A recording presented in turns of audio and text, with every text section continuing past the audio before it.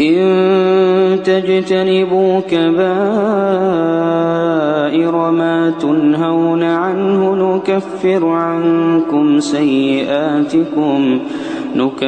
عنكم سيئاتكم وندخلكم مدخلا كريما. بسم الله الرحمن الرحيم. الحمد لله رب العالمين والعاقبة للمتقين والصلاة والسلام على رسوله محمد وعلى آله وأصحابه ومن تبعهم بإحسان إلى يوم الدين وسلم اللهم تسليما كثيرا. أما بعد. Biz Alloh taolodan madad so'rab, gunoh kabiralar, katta gunohlar haqida dars qilayotgandik. Mana shu gunoh kabiralardan bugun o'tmoqchi bo'lgan mavzu uququl validayn, ota-onaga oq bo'lish haqida bo'ladi. Ota-onaga oq bo'lish nima degani? Bu lug'aviy ma'nosi oq degani arab tilida uquq degani qota, ya'ni aloqani uzish, yaxshiliklarni uzish, kesish degani. Ya'ni ota-onaga qilish kerak bo'lgan farzand tomonidan yaxshiliklar, nafaqa, ehson, mana bu yaxshiliklarni inson uzib qo'yishi, ularga ozor aziyat berishi, ularga zarar yetkazishi, ya'ni bola qilish kerak bo'lgan narsani qilmasligi, mana bu oqlik deyiladi. Ota-onaga oq bo'lish bu gunoh kabira, katta gunoh. Rasululloh sallallohu alayhi vasallam sahobalarga ala unabbiukum bi akbaril kabair, sizlarga gunoh kabiralarni ham eng kattalari haqida xabar beraymi deganlar. Mana shu kalimani 3 marta aytganlar. Shunda sahobalar bala ya Rasululloh, ha bo'lmasam-chi ya Rasululloh, xabar bering gunoh kabiralar haqida. Aytib bering deganlarda al-ishroku billah, Allohga shirk keltirish. Ya'ni qarang, Allohga shirk keltirish eng katta gunoh. Va mana shundan keyin uququl validayn, ota-onaga oq bo'lish deganlar. Va bu hadisning davomi bor. Ya'ni mana bu Allohga shirk keltirishdan keyingi turadigan darajada katta gunoh bo'lyapti. Alloh taolo o'ziga ibodat qilishini bandalariga buyurganda, uni ketidan ota-onaga yaxshilik qilishni buyurgan. Alloh taolo Isro surasida aytadiki: "Va qado robbuka alla ta'budu illa iyyah va bil validayni ihsana."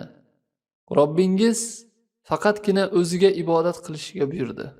Alloh o'zigagina ibodat qilishga, unga hech narsani sherik keltirmaslikka buyurdi, hukm qildi mana shu. Va ota-onaga yaxshilik qilishga buyurdi. O'ziga ibodat qilishdan keyin e'tibor bering, ota-onaga yaxshilik qilish kelyapti. Imma yablughanna indakal kibara ahaduhuma aw kilahuma fala taqul lahumā uffin wa la tanharhuma wa qul lahumā qawlan karīma. Agar ular seni huzuringda deb, ya'ni bolaga aytilyaptiki, ya'ni seni huzuringda ota-onangni biri yoki ikkalalari qarilik yoshiga yetsalar, fala taqul lahumā uff, ularga uff demagin. Wala tanharhuma, ularni jerkimagin va ularga shirin, yaxshi, go'zal so'zlarni so'zlagin dedi. Ya'ni aksar holatda insonni huzurida ota-onalari birga holatda yetib kelishi oz bo'ladi ekan. Ota-onalar qo'sha qarishi farzandni huzurida, ikkalalari ham tirik holatda uzoq umr kechirishlari bo'lmasligi mumkin ekan. Shuning uchun ham ahaduhuma aw kilahuma deb boshladi Alloh taolo. Ularni biri qarilik yoshiga yetsa yoki ikkalalari, yo biri yo ikkalalari deb ahaduhuma kalimasini ishlatdi. Qarilik yoshiga agar sizni huzuringizda ota-onangiz yetib kelgan bo'lsa, ularga uf demang. Uf deyish bu, ya'ni mana shu narsadan men bezorman, betoqatman, jonimga tegdi deyiladi-ku, mana shu ma'nolarni o'z ichiga oladi. Bu ota-onaga ozor berish ko'rinishlarining eng pasi. Agar shundan ham pastroq ko'rinishi bo'lganda Alloh taolo aytgan bo'lar degan ulamolar. Lekin eng past ko'rinishi mana shu. Ota-onaga ozor berish, ota-onaga oq bo'lish ko'rinishlarining eng pasti uf deyish ekan. Ularga uf dema. Endi bundan chiqadiki, uf deyishki mumkin emas ekan. Eng kichkina ozorlarni berish mumkin emas ekan, undan tepaga chiqib ketavering. Ularni ehtirom qilmaslik, ularni so'kish, urish, ozor berish va hokazo kattalashib ketaveradi. Ozorlar qanchalik katta bo'lgan sari haromligi shunchalik kattalashadi. Lekin eng kichik ko'rinishi ham mana uf deyish ham harom ekan. Fala taqul lahuma uf, ularga uf demagin. Wala tanharhuma, ularni jerkimagin. Ba'zilar qo'llari bilan ishoralar qilib silkitib, tinch qo'yinglar, bezor bo'ldim deb, ya'ni qo'llarini silkib gapiradi.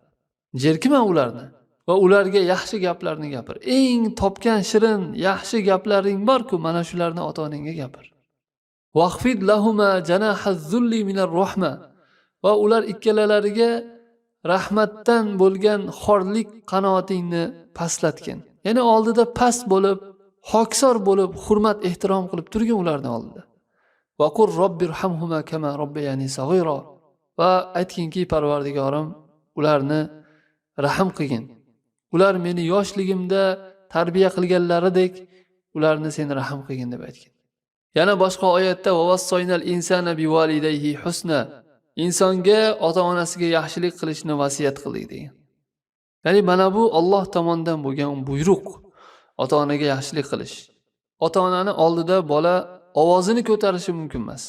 O'zimizda aytiladi-ku, otang o'tirgan uyini tomiga chiqmagin deb. Mana bu ehtirom bobidan aytilgan. Otani oldiga tushib yurmaslik, ovozini ko'tarmaslik, ularni jerkimaslik, uf demaslik, qo'pol munosabatda bo'lmaslik, gapirgan paytda, muomalalarda, xatti-harakatlarida, ya'ni ozor turlarini qanaqa bo'lishidan qat'iy nazar, kattami, kichikmi, ozmi, ko'pmi, hech qanaqangi ozor yetkazib bo'lmaydi ota-onaga. Mana bu bilan inson oq bo'lib qoladi. Aks holda oq bo'lib qoladi. Ota-ona shu bilan ozorlanadigan har qanday narsalar, bu oqlik degan ulamolar harom bo'ladi. Ota-onaga ozor berib qo'yishdan juda ham qattiq ehtiyot bo'lish kerak. Ota-onalarni ko'z yoshlari shu farzandni dastidan, kuyib farzanddan ozor chekib yig'layaptimi, bilingki bu farzand oq bo'ladi. Oq qildim deb aytish shart emas. Joy namozga o'tirib, qo'llarini ko'tarib, farzandimni oq qildim, bergan sutimga rozi emasman deb onalar aytib, bu narsagacha olib borish shart emas aslida. Ya'ni bu darajagacha borishlari shart emas. Ota-onaga ozor berish oqlik. Qilish kerak bo'lgan yaxshilikni farzand qilmaslik bu oqlik bu. Alloh mustan hozir bo'lib ham mana ota-onaga oqlik qanchalik ko'paydi jamiyatda. Ota-onaga xuddiki bir qulliga, cho'risiga muomala qilgandek, xizmatkoriga muomala qilgandek muomala qiladi farzandlar. Ba'zilar urganni ko'ryapmiz mana. Uryapti ota-onalar. Bu oq bo'lgan odamlar bular. So'kadi, aziyat yetkazadi. Ba'zi ota-onasini uydan chiqarib yuboradi. Birga yashashga toqati yo'q. Injiq bo'lib qolgan, toqat qila olmayman deydi. Vaholanki mana shu farzandlarni yoshligida, injiqligida, chaqaloqligida ko'tarib katta qilib, bag'riga bosib, shu yosh katta bo'lsa, yoshimiz katta bo'lsa bizga qaraydi. Biz ya'ni suyanadigan paytimizda mana shu farzandlarimiz bizni boqadi deb katta qilgan farzandlarini endi ota-onalarni injiqligiga toqati yetmay uydan haydab chiqayotganlar bo'lyapti. Uydan chiqarib olyapti. Aka-ukalar, opa-singillar bir-biriga havola qilgan, sizlarnikida tursin, biznikida turmasin deb. Toqati yo'q. Ota-onasini g'iybat qiladi, yomonlaydi. Xossatan ayoliga yomonlaydi ba'zilar. Ayoliga kirib, ayblarini aytib, ota-onalarini yomonlab, g'iybat qilib. Mana bu farzandlar oq bo'lgan farzandlar hisoblanadi, Alloh asrasin. Buni oqibati yomon bo'ladi. Bu ya'ni oyatlarda, hadislarda mana qancha ta'kidlab aytilyapti. Ba'zilar ota-onalarni tashlab chiqib ketadi. Nima o'zimni yashashga haqqim yo'qmi deydi. Yoki xizmatchi olib kelib beradi. Yaxshilik qilyapti falonchi deyilganlarni qarasangiz, xizmatchi olib kelib bergan, ota-onasiga xizmatchilar ovqatini qilgan, kirini yuvgan, yelib yugurib yuradi. Xizmatchi to'g'ri ishini qilyapti, lekin bu yoqda ota-onani oldida bola o'tirib, ularga mehr berib, shirin gapirib, birga choy ichib gaplashib o'tirishga hech narsa yetmaydi. Ota-onaga xizmatchi nima kerak bor? Ana shu farzand qilish kerak xizmatni. Bir kishi katta bir mehmonxona olib, onasini ana shu joyga qo'yib qo'ygan. Juda ham qimmat mehmonxona. Hamma sharoitlari bor, lekin farzandi yo'q. Endi boyagi onaxon mushuk boqqan, bir 5-6 ta mushuklarni boqib, shular bilan ovunib o'tirar ekanda, keyin ancha vaqt haligi onaxondan xabar olinmagan, onaxon ham tashqariga chiqmagan, hech kim bilan aloqa bog'lanmagan. Qarasa endi boyagi 5-6 kun o'tgandan keyin qarasa, onaxonni mushuklar yeb qo'ygan ekan. Mushuklar ham men tashqariga chiqa olmaydi. Ularda ham qorni ochadi. Lekin onaxon o'lgan, o'ligini mushuklar yeb qo'ygan. Juda katta fojia-da bu, juda katta. Mana bu valadul oq deyiladi. Farzand bu oq bo'lgan xonavayron farzand deyiladi. Betofiq farzand deyiladi. Bu villasini nima kerak bor onasiga? Kapada yashasa ham shu farzand oyoqlarini, ota-onasining oyoqlarini yuvib, boshida ko'tarib, ovqatlarini yedirib, xizmatini qilish kerak emasmi? Ana shu onaga nima kerak? Villa kerakmi? 5 yulduzli mehmonxona kerakmi? Xizmatchi kerakmi? Yo'q, farzand kerak. Farzandning mehri, ularning oldida o'tirib duosini olishi, ana shu farzandni ota-onani oldida bo'lishi og'ir kunlarda. Shu kerak ota-onaga. Xolid Roshid hafizahulloh, Alloh taolo o'zi najot bersin. Mana shu kishi aytib berganlar, bo'lgan voqea mana Saudiya yerlarida bir bola onasi bilan birga yashaydi, otasi yo'q bo'ladi. Ulg'ayadi, katta bo'ladi, ungacha onasi o'zi ishlaydi bu bolani, boqadi ya'ni. Onasi o'zi ishlab kelib farzandini boqib katta qiladi. Keyin kunlar o'tib farzandi katta bo'ladi, onasi u farzandini uylantiradi. Ozroq vaqtlar o'tgandan keyin farzandi ayolini gapiga kirib, onasini shu uydan chiqarib yuborishga harakat qilishadi. O'g'li bilan kelini ya'ni. Bizga oshqchalik qilyapti, shu onani nima bo'lsa ham yo'qoting deb haligi xotini qayrab oxiri onani tashqariga ko'chaga chiqarib yuborishga harakat qilishadi. Keyin bir kuni onasi bir joyga borib, uyga qaytib kelsa, ko'chada eshikning oldida haligi onani sandiqlari, kiyim-kechaklari turgan bo'ladi. Haligi ona qotib qoladi shu joyda. Nima bo'lyapti? Tinchlikmi? Nega meni narsalarim turibdi deb eshik taqillatsa, kelin chiqadi. Kelinning orqasida o'g'il turibdi. Kelin aytadiki, biz o'zimiz yashamoqchimiz. Siz shu boshqa joyga borib yashasangiz, qayerga boraman hozir mana shu ahvolda? Sizlar aqllaring ishlayaptimi? Allohdan qo'rqinglar. Nima qilganinglar bu deb, ya'ni gapiradi, uyga kirishga harakat qiladi, o'g'li kirgizmaydi, haligi kelin ikkalasi kirgizmaydi. Keyin oxiri eshikni yopib qo'yadi.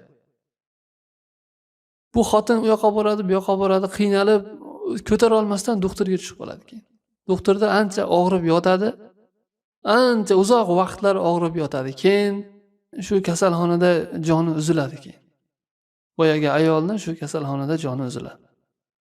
Keyin boyagi o'g'liga xabar yetib borgandan keyin ko'zi ochiladi. Onasi vafot topdi. Dunyodan o'tdi, bo'ldi, ketdi endi. Uni duogo'yi dunyoga keltirgan, tug'ib katta qilgan, yoshligidan uni o'zi ishlab, boqib, yuvib tarab katta qilgan onasi namoz o'qiganda ham, yotganda turganda doim uni haqqiga duo qilib turgan onasi yo'q, vafot topdi. Farzandini dastidan siqilib, ko'tara olmasdan joni uziladi. Keyin boyagi bolaning ko'zi ochilib, tavba qilib, yig'lab kasalxonaga boradi. Onam qani deganda, onang vafot topdi deyshadi. Nima dedi oxiri vafot topishdan oldin nima dedi? Deganda, sen farzandimisan deydi kasalxonada. Senmisan shu farzandi, o'g'li? Ha, menman deganda, ha, essiz deb ular ham onasining gapini aytib beradilarki, onang farzandim keladi deb shu o'lguncha kutib yotdi deydi. Farzandim keladi, ana keladi, mana keladi farzandim. Meni holimdan xabar olgani keladi, meni olib ketadi farzandim. Farzandim kelsa kerak deb bir marta farzandimni ko'ray, quchoqlab bag'rimga bosay. Farzandimni sog'indim. Farzandimni ko'rgim kelyapti. Farzandim keladi deb yotib kutib, sog'inib vafot topadi. Qarang, qarg'ab oqqa bormagan shunda ham. Uying kuysin, xonavayron bo'lgur, meni ko'chaga haydab solding. Shuning uchun mana shu joyda og'rib yotibman deb qarg'amaydi, farzandini kutadi. Bir marta farzandim keladimikin deb kutib oxiri vafot topadi. Ana shundan keyin boyagi farzand tavba qilib, yig'lab, onasini nomidan ehsonlar qilib, attang qilib qoladi. Yo'q, lekin qayoqda endi ketdi. Xotin topiladi, farzand topiladi, ota-ona topilmaydi. Ota-onalar bu g'animat bular. Juda ham qimmatbaho ne'mat. Ular doim sizni haqqingizga duo qilib turishadi. Inson o'zi ota-ona bo'lmaguncha ota-onani tushunmaydi ekan. Ular agar dunyodan vafot topsa, mana bu juda katta fursatlardan ayrilib qoladi. Shuncha imkoniyatlardan ayriladi inson. Shuning uchun ham ota-onalarimizni haqqiga ko'p duo qilishimiz kerak. Ota-onaga yaxshilik qilish, ota-onaning haqqiga duo qilish bu insonni solihligining alomati. Buni payg'ambarimiz sollallohu alayhi vasallam aytganlar. Ota-onani haqqiga duo qilib turadigan solih farzand deb aytganlar hadisda. Ya'ni bir kishi bir olimning oldiga kelib so'ragan ekan, men solihlardanmanmi yoki yo'qmi? Qayoqdan bilsam bo'ladi deganda, ota-onangni haqqiga duo qilyapsanmi, yo'qmi? Ota-onangni haqqiga qanchalik ko'p duo qilayotgan bo'lsang, bilginki sen solihsan. Agar ota-onangni haqqiga duo qilmayotgan bo'lsang yoki oz duo qilayotgan bo'lsang, shunchalik salohiyating oz degani. Chunki payg'ambarimiz hadisda ota-onani haqqiga duo qilib turadigan farzand deb aytibdi. Solih farzand deb aytibdilar. Demak, sen solih farzand bo'lishing uchun ota-onangni haqqiga duo qilishing kerak. Sadaqa joriyalar qilish kerak ularning haqlariga. Ota-onani rozi qilish bu Alloh taoloni rozi bo'lishiga olib boradi. Va buni aksi ota-onaga ozor berish, oq bo'lish bu do'zaxga kirishga, Allohning g'azabiga sabab bo'ladi. Ba'zi ulamolar hatto ota-onasini oldida kiyimini changini qoqish oqlik degan. Masalan, kiyimingizni changini qoqqaningizda ota-onangizni yuzlariga chang boradi-ku. Bezotalanadi ya'ni. Kiyimingizni changidan. Mana bunda ham oq bo'ladi degan. Oldida qattiq gapirishmagan. Bir narsani gapirganda ota-onasi farzand agar eshitmay qolsa, tobiinlardan keladi bu narsa. Eshitmay qolsa, nima dedingiz? Eshitmadim, takrorlab oling, qaytarib oling. Nima dedingiz deb savol bermagan. Eshitmasa ham xo'p bo'ladi deb, keyin tashqariga chiqqandan keyin atrofidagilardan otam yoki onam hozir nima dedi, men eshitmay qoldim deb so'rab olgan. Lekin nima dedingiz, qaytarib oling degan gapni ishlatishmagan. Shunchalik. Lekin ota-onaga itoat qilish ham mutlaqo itoat qilinadi degan narsa yo'q, balki Allohning toatiga tobe ravishda itoat qilinadi. Ota-onaga ma'siyat o'rinlarda itoat qilinmaydi. Agar shirkka, kufrga, ma'siyatlarga, gunoh kabiralarga, gunoh sag'iralarga undasa, buyursa itoat qilinmaydi. Balki Allohning toatiga tobe ravishda bo'lsa, Allohni rozi qiladigan o'rinlarda albatta itoat qilinadi. Lekin hozir aytdikki, gunohda itoat qilinmaydi degani yaxshilik qilinmaydi degani emas. Shuni ikkalasini ajratib olaylik. To'g'ri, itoat qilinmaydi ma'siyatda. Endi ma'siyatda itoat qilmaslik kerak ekan deb turib, yomon gapirish kerak ekan, hurmat qilmaslik kerak ekan degani emas. Hatto ota-ona mushrik bo'lsa ham ularga itoat qilmagin deyilgan. Shirkka buyursa, lekin va sohibhuma fid dunya ma'rufa. E'tibor bering. Davomida Alloh taolo aytganki, ularga dunyoda yaxshi muomalada bo'lgan degan. Yaxshi muomalada. Mushrik bo'lsa ham hatto ularga yaxshi muomalada bo'lishga buyurilgan. Endi mu'min bo'lsa qanday yaxshi muomalada bo'lmaslik kerak? Ba'zi aytadi, "Nima uchun yaxshilik qilishim kerak? Meni yoshligimda tashab ketgan" deydi. Yoshligingizda tashab ketadimi? Yaxshilik qilmaydimi sizga? Ota-onangiz bo'lganligini o'zi yaxshilik qilishingizga yetadi o'zi. U sizga bahona bo'lmaydi u yoshligingizda tashab ketgani. To'g'ri, u tashab ketmasligi, u sizga qarash kerak edi. Endi qilmadi shu narsani. Tasavvur qiling, ular ham bir xato qildi, tashab ketdi masalan. Endi yosh katta bo'lgandan keyin bo'ldi, menga tashab ketganmi, yaxshilik qilmayman. Menga yaxshilik qilmadi, men ham yaxshilik qilmayman degani hech qanaqa bahona bo'lmaydi. Ota-ona kofir bo'lsa ham, sizni tashab ketgan bo'lsa ham, siz tomondan qilish kerak bo'lgan vazifani qilishingiz kerak bo'ldi. Ularni ota-ona ekanligi o'zi yaxshilik qilishga kifoya qiladi. Ko'proq shu ota-onaga oq bo'lishga olib boradigan sabablarni o'rganib chiqadigan bo'lsak, asosiylardan biri jaholat. Inson johil bo'lgani uchun ham ota-onaga oq bo'lishga ko'pincha tushib qoladi. Mana bu oyatlar, hadislar, mana bu shariatda kelgan vaidlarni bilmagandan keyin, buni qadrini bilmagandan keyin albatta bu ota-onaga oq bo'lishga borib qoladi. Va ota-onalar ham o'z navbatida bolalarini taqvoga undashlari, solih amallarga, yaxshi inson bo'lishlariga tarbiya qilish kerak bo'ladi. Aks holda mana bu oqlikka yetaklaydi. Betarbiyalik, dinni o'rgatmasdan tashlab qo'yish, Allohni tanitmasdan tek tashlab qo'yish bu ota-onasiga oq bo'lishga olib boradi. Agarchi dunyolarda hamma sharoitlarni qilib bergan bo'lsa ham ota-onalar farzandlariga, lekin Allohni tanitmadingizmi? Haq huquqlarni tanimasdan katta bo'ldimi? Bu bolalar baribir oq bo'lishga olib boradi. Chunki ularni to'sib turadigan bir narsa yo'q. Va yana oq bo'lishga sabab bo'ladigan sabablardan biri bolalarga yomon muomala qilishda ham shunga olib boradi. Bolalarni buzadi bu yomon muomala. Va bolalarning orasini ajratish ham oq bo'lishga sabab bo'ladi degan ulamolar. Biriga yaxshiroq, biriga yomonroq muomala qilish.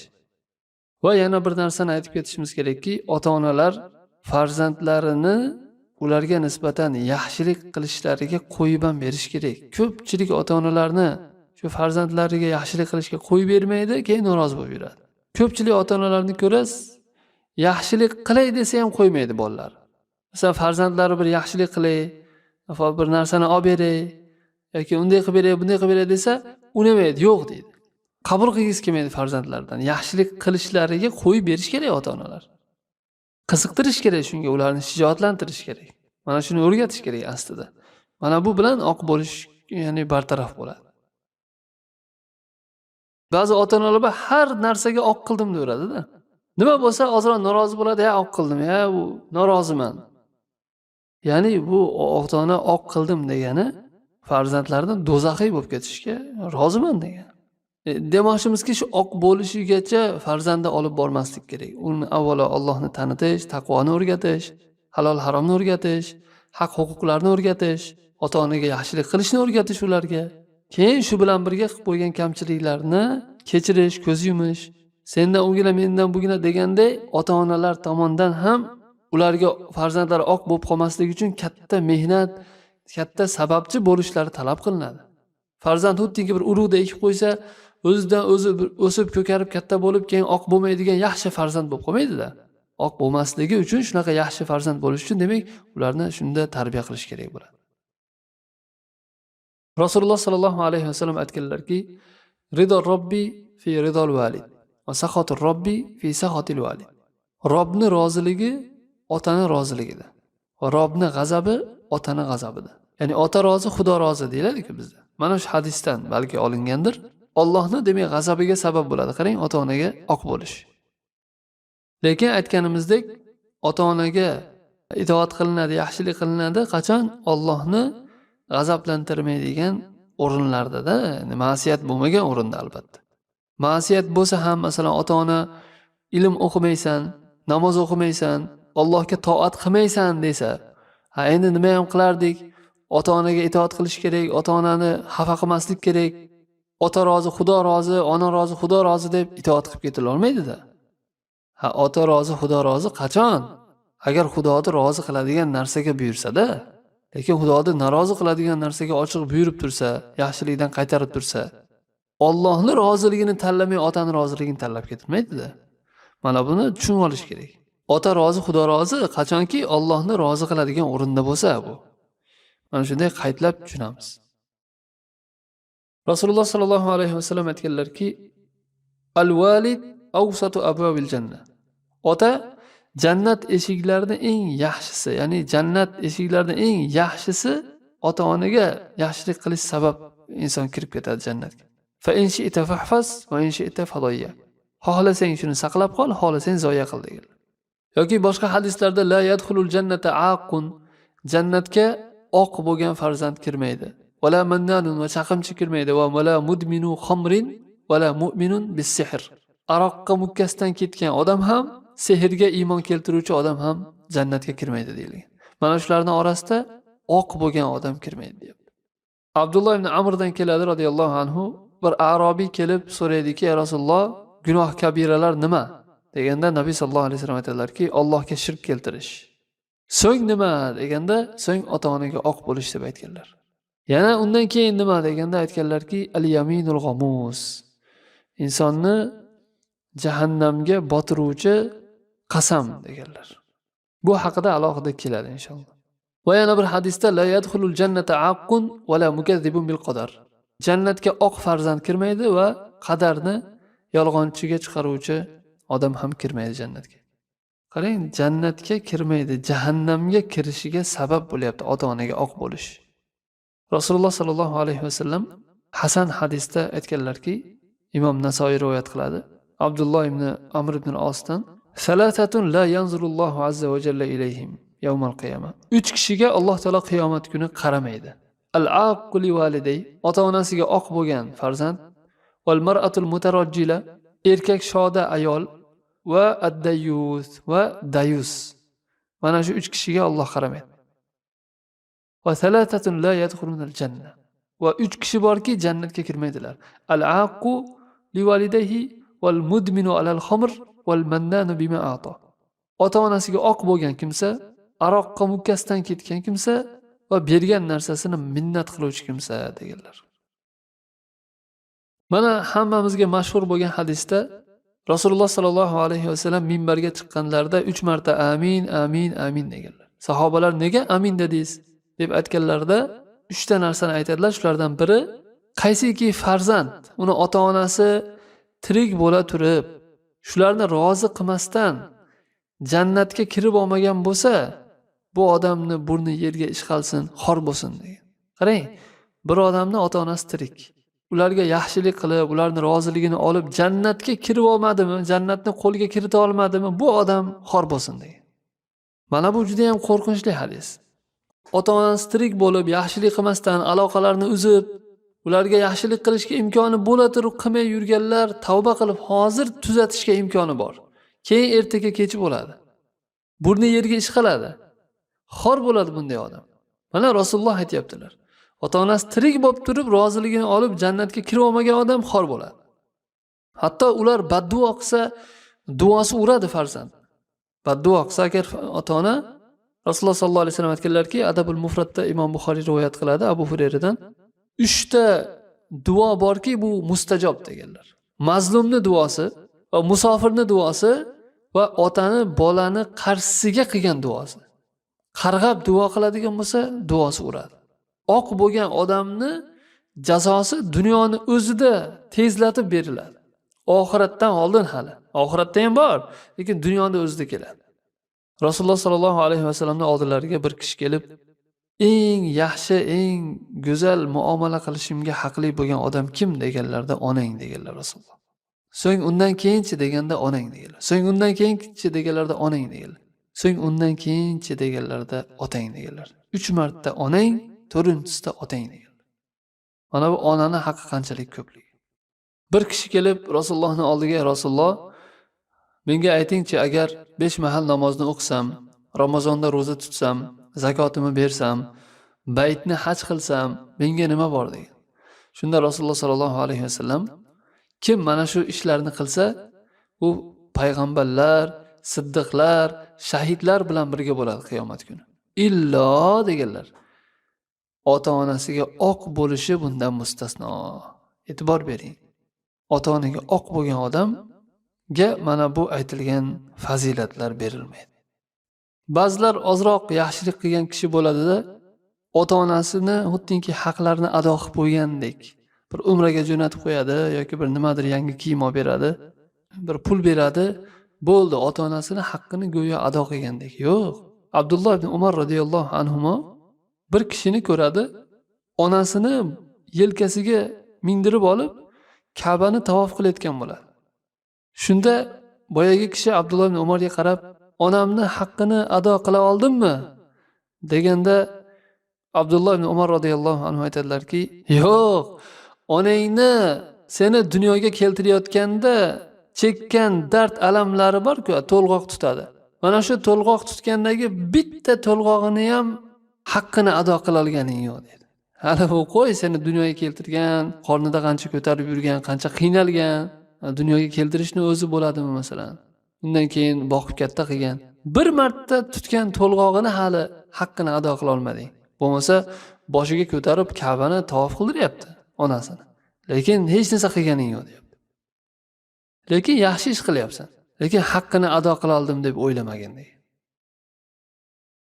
Alloh taolo barchalarimizga o'zi muvaffaq qilsin, ota-onalarimizga yaxshilik qilib, jannatlarga kirib olishimizni va oq bo'lib qolishdan Alloh o'zi asrasin. Zero mana bu oq bo'lib qolish eng katta gunohlardan ekan. Qarang, shirk bilan birga kelyapti.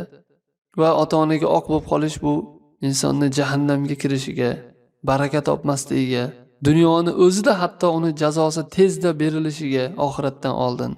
Va oxiratda ham Alloh taolo unga qaramaydi, u do'zaxga tushadi deb keldi mana. Ba'zi hadislarda Alloh taolo ota-onasiga oq bo'lganlarni la'natlaydi deb kelgan. Ya'ni bu haqida dalillar juda ham ko'p. Shuning uchun ham mana bu narsadan juda ham qattiq ogoh bo'lishimiz kerakki, ota-onamizga oq bo'lib qolishdan juda ham qattiq ehtiyot bo'lishimiz kerak. Alloh taolo o'zi tavfiq bersin. Allohu a'lam. Subhanakallohumma hamdik. Ashhadu an la ilaha illa ant. Astagfiruka va atubu ilayk.